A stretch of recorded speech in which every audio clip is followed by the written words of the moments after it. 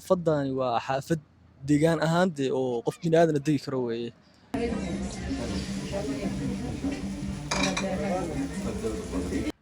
As differ from other village because it's nearest to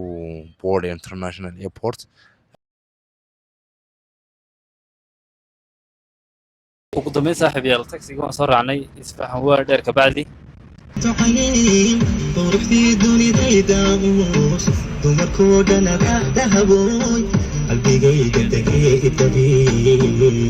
qadinayna waxaan ku qadinaa fruit baan dalbanay marka fruitkaas aan bal ka sugnaa meherada Itoobiyana xaafada bulbulo ku taala ayaan hadda ka sugnaa fruitkaas meel laga quraado oo waliba cunto Soomaaliga lagu sameeyo.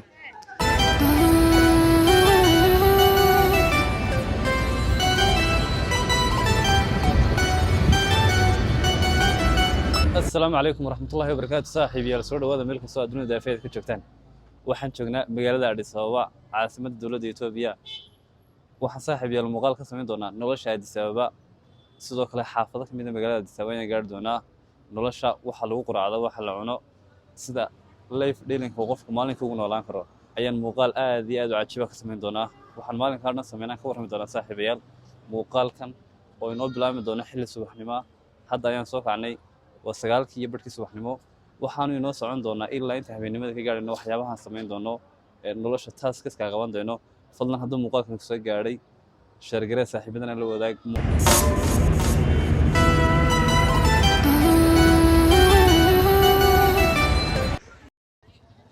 saaxiib yaalada halkan marna waa mid kamid ah xaafadaha ay Soomaalidu ku badan tahay xaafadan oo loo yaqaano Bolomakil ayaan hadda dhex marnaa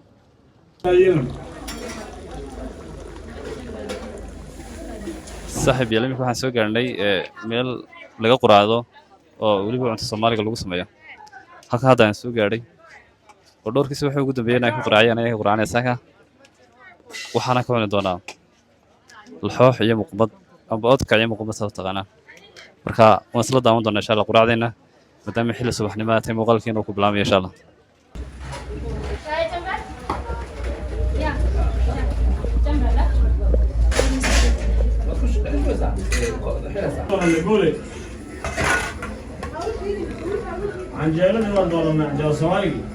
ugu dambeyn saaxiib yaal waan soo quraacnay waan ka soo baxnay goobtii aan ka quraacanay annaga ku soconay quraacdii aan xaq hore ku sheegay qiimaha ku soo quraacnay waxa weeye 250 bir oo lacagta Itoobiyaan ah inkastoo si fiican u garanayn waxay door ahaan ugu dhimato bal waa soo sheegi doontaan intiina garanaysa birta si fiican u taqaana saaxiib yaal imika waxaan soo gaarnay goob aan kaba ka midhano kara balshiisano magaaladan Addis Ababa dhibta weyn ee jirta waxa mataqaana kabaad meedhan saa balshiisa maadaama roob aad ugu doo kabaha wacayn kaas ma noqonayaan goodo jeedan sama marka bal kabahan marka hore iska nadiifin doona muuqaalkiisa aan qaybta dambe u soo wadana saaxiib yaal isla socod wanaagsan waan soo dhamaysanay hawlihii magaalada Bolomakil laga xidhnaa amba xaafadaas hadda waxaan tegaynaa xaafad kale bulbulo leedah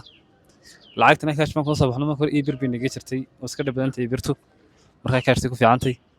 imika waxaan kareysan doonaa insha Allah taxi naga yaalkaas halka waxaan kala kulanana wada la socon doontaa saaxiib insha Allah wali taxiga maan helin oo raadinaya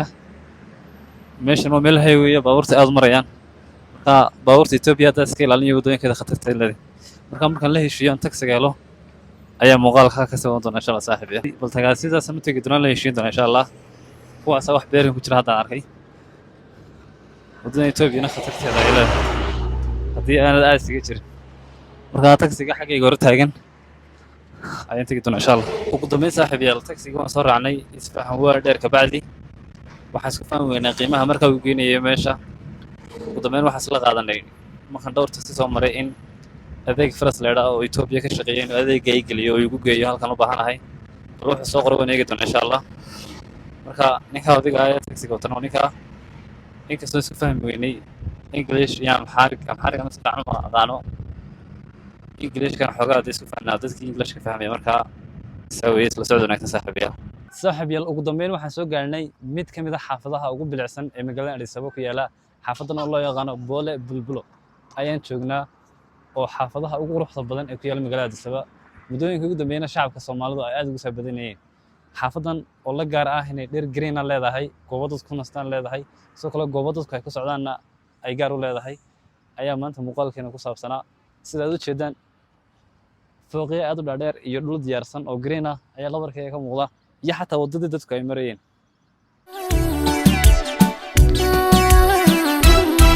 bilowdahoo farxadday bilowday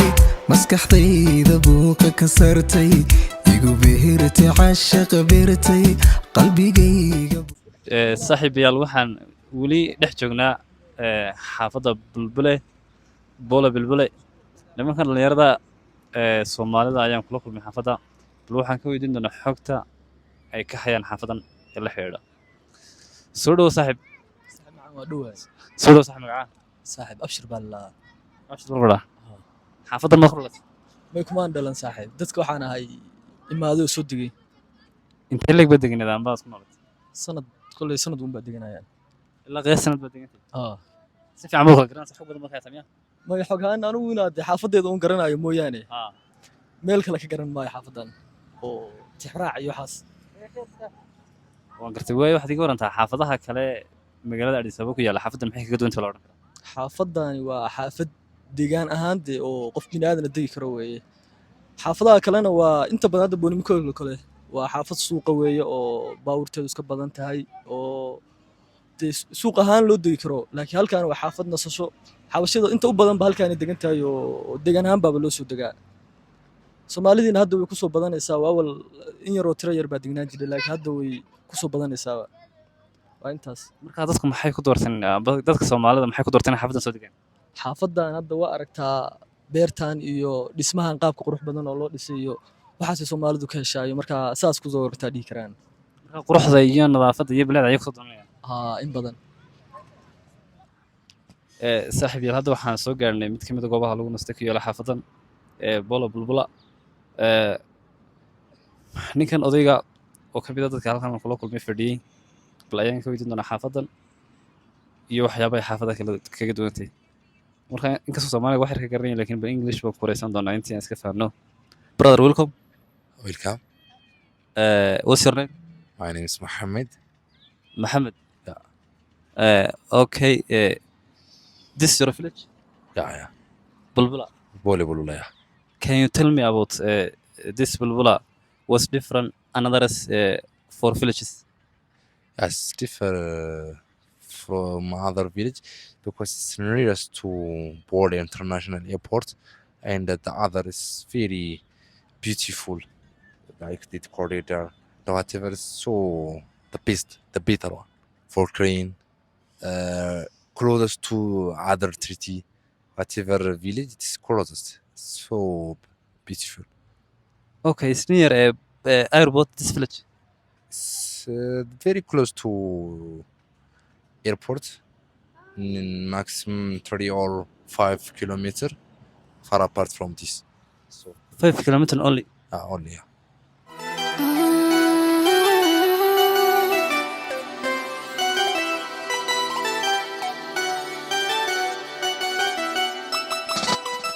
saaxiibada qiimaha badan soo dhawaada saacadu hadda waxay maraysaa kowdii iyo barhka duurnimo waa xilligii qadaha muuqaalkeeni saakay noo soo bilaabmay ayaa weli noo socda marka waa qadinayna waxaan ku qadinayna fruit baan dalbanay marka fruitkaasaan bal ka sugnaa meherada Etoobiyana xaafadda bulbulo ku taala ayaan hadda ka sugnaa fruitkaas marka bal markay noo keenaan iyo qiimaha iyo bal nooca weegta waan si loo ogaan doonaa insha Allah saaxiibayaal sida ujeedaan ugu dambeyn fruitkana loo keenay qaabkan weeyaan fruitka markaan loo keenay maasha Allah waa fruit aad iyo aad u dhisan marka bal waan tijaabin doonaa qiimihiisuna aad uma badna oo kuwa Soomaalida waa ka qalsan bal oran karaa marka Etoobiyaanka laga hadlayo marka it's good so delicious qiimaha fruitkii badnaad arkaysana wuxuu noqday 150 riyaal halka waxa kaga muuqda 200 oo bir lacagta Etoobiya marka waxaan la soo celin doonaa 50 bir qiimaha waddanka marka loo eego aad iyo aad ayuu uga jabay halkaan waxa kaga muuqda 50 bir in la soo celiyay 200 baan dhibnay 150 bay goosatay 50 bin soo celisay saaxiibayaal hadda saacadu waxay maraysaa 3 galabnimo iyo saayid ku socotaa waxaana weli ku sugannahay xaafadda bulbula oo waqtiga ugu badnaan ku qaadanay maanta hadda ayaan dib uga noqonaynaa ku noqonnaa xaafadda aan ka nimaadnay maadaama marka hore taxi aan soo raacnay hadda waxaan dib u raaci doonaa basaska dadweynaha markii hore maadaamana si fiican u garanahayn hadda basaska dadweynaha oo qiimo aad u jaban inugu qaadi doonaa ayaan raaci doonaa insha allah isla socod wanaagsan marka aan ku noqonano waxyaabahan kala kulanno waad la wadaagi doonaa insha allah saaxiibaya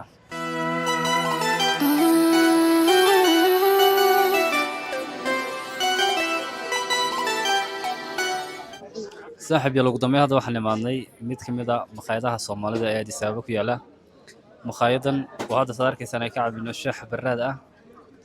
muuqaalkeenu waxa uu ku dhow yahay gabagabo muuqaalkeena saakiin noo soo bilaabmay gabagabo ku dhow yahay waxaana ugu dambeyn doontaa bilcashadeena iyo waxay noqotay insha Allah maqaayadan oo dhalinyaro badan oo Soomaaliyeed iyo bulsho badan oo Soomaaliyeed ay isugu yimaadaan galabtii ayaa shaaha barraadka ee Soomaalida ama Soomaalidu caan ku tahay aad iyo aad loogu cabaa waxaan filayaa shaaha si fiican u daraysan saaxiib yaal soo dhawaada waxaan fadhinaa mid ka mid ah maqaayadaha Addis Ababa ee Soomaalidu shaaha barraadka ka cabto halkan nin Xamse la yiraahdo rijka jawaab fadhiya soo dhawaad Xamse لايك تي شيرت كلا بخيلنا وحكلا والله تابتاي ka war maqaayada shaaha اوكي وي weer darsan baa هرسر وي هرسر shaaha bunka iyo labada adwaad ku haysta يعني شاحي وحو نقنيا maxaan ku dhahaa adu labada waa okay laakiin erorti bunka galabti shaaha marka labada ku haysta labada waan ku haystaa shaaha Soomaaliga iyo shaaha Itoobiyaanka يعني dee markaad Addis Ababa timaadid qasab wey dee inaad bunka iyo waxaana cabtid laakiin markaad meelaha deegaanka markaad tagtid shaaha wey shaaha loo baahan maadaama Soomaali asal aan nahay ha halkan waxaa fadhiya sidoo kale Xamse Faysal oo magaalada Addis Ababa aan kulanay soo dhawaad Xamse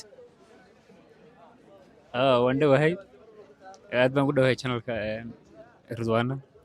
waxaad ka warantaa maqaayadan shaaha ka cabino shaaha ka wallahi ma sha Allah aad buu fiican yahay de wuxuu ku xasuusinayaa shaahida barraadka Hargeysa ku cabbi jiray waxaad dareemaysaa Hargeysa joogto Soomaaliya Hargeysa joogto dareemaysaa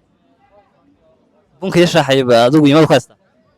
de bunka markaad hawlo wadada arrimo waaweyn kala goynayso baa bunka la cabaa laakiin dad jawigaaga hawlaha bedelanayso shaaha barraadka waa ka badan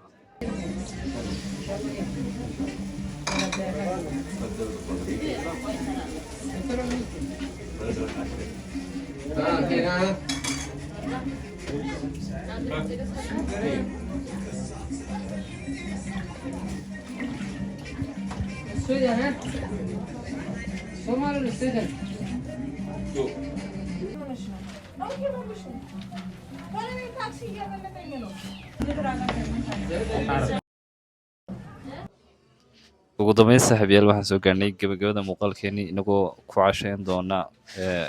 sabaayad iyo beed ama kun la isku sameeyay oo Itoobiyaanku yaqaanaan fadira iyo koob shaah xubigeyska muuqaalkeenu intaas ku soo gabagabeysmaya muuqaalkaas oo ku saabnaa nolosha maalinta ee magaalada Addis Ababa iyo waxyaabihii aan la kulanay